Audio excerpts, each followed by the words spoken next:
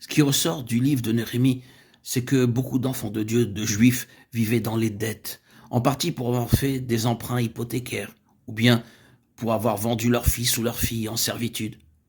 Cela revient à dire qu'ils ne vivaient pas dans leur propre droit. Ils avaient été réduits à la pauvreté et ils n'avaient point de ressources à eux. La dignité et l'honneur leur faisaient donc défaut. Ils étaient des débiteurs. Cela aussi a sa contrepartie spirituelle. Je me demande, bien aimé, jusqu'où cela est vrai de nous-mêmes. Beaucoup d'enfants de Dieu aujourd'hui ne jugent pas de leur propre titre. Et si les choses étaient mises sur une balance, ils seraient trouvés insolvables.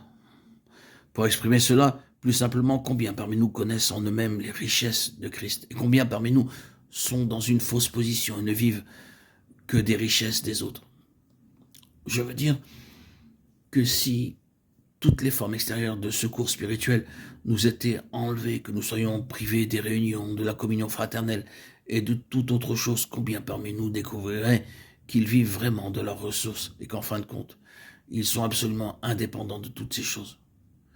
Bien que nous puissions en jouir, y trouver de l'aide, en remercier Dieu, ce ne sont cependant pas les choses de l'extérieur qui constituent notre vie, mais bien plutôt notre propre connaissance de la précieuse valeur du Seigneur.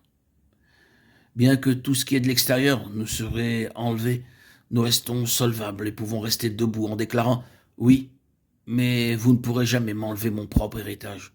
J'ai un héritage en Christ qui ne dépend ni des réunions, ni des prédications, ni des messages, ni de rien de l'extérieur, mais qui est ma propre vie intérieure avec le Seigneur. Je le connais.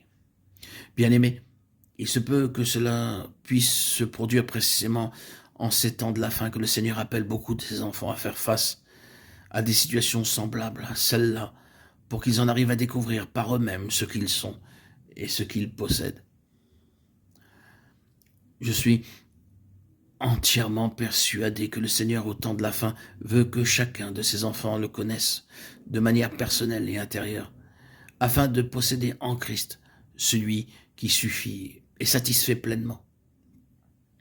Toutes les choses extérieures peuvent nous être enlevées et peuvent s'effondrer. Elles peuvent disparaître, mais nous trouvons pour nous-mêmes la plénitude en Christ.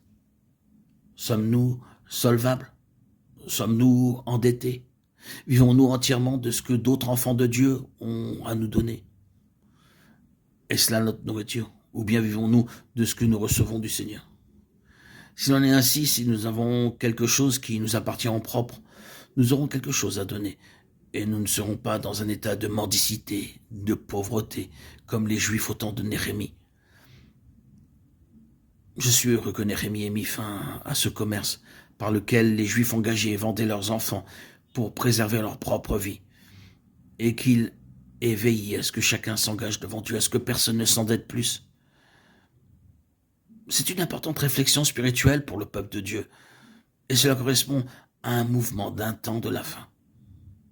Nous avons vécu beaucoup trop longtemps sur la base des formes extérieures de la grâce, et beaucoup trop peu de ce que le Seigneur lui-même représente pour nous.